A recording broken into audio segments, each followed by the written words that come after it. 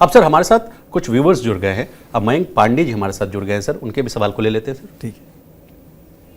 नमस्कार सर। हाँ मयंक जी नमस्कार, TV9 डिजिटल पर आपका स्वागत है। मेरा सवाल ये है कि मैंने पिछले साल जो टाइमलाइन थी वो मिस कर दी और मैं इस साल भरना चाहता हूँ, तो क्या मुझे एक सीए की हेल्प लगेगी या फिर मैं स्वयं भर सकता हूँ? आप स्वयं भी फाइल कर सकते हैं। ITR यू हो गया आपके लिए एप्लीकेबल। पिछले साल की टाइमलाइन का मतलब है कि आपको 31 जुलाई 2024 तक भरनी थी, आप भर नहीं पाए। तो अगर नहीं भर पाए तो समय कितना मिला आपको? 31 दिसंबर तक का, वो भी निकल गया। अब जो समय चल रहा है वो ITR यू का समय चल रहा है।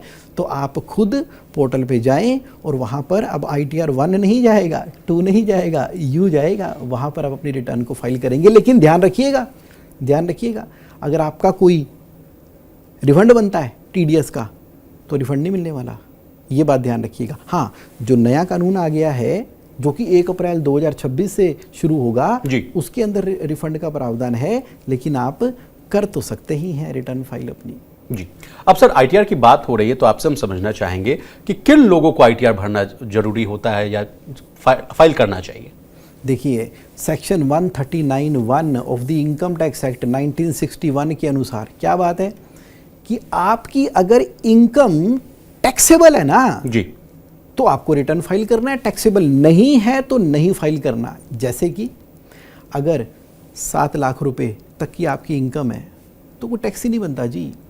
आप कहोगे 12 लाख तक कोई टैक्स नहीं बनता। देखिए ऐसा है, 7 लाख से ऊपर टैक्स तो बनता है जी, लेकिन एक विशेष प्रकार की छूट दी गई है कि ऊपर का जो 60,000 रुपये का टैक्स मिलता है ना, वो डिडक्शन के द्वारा माइनस में चला जाता है।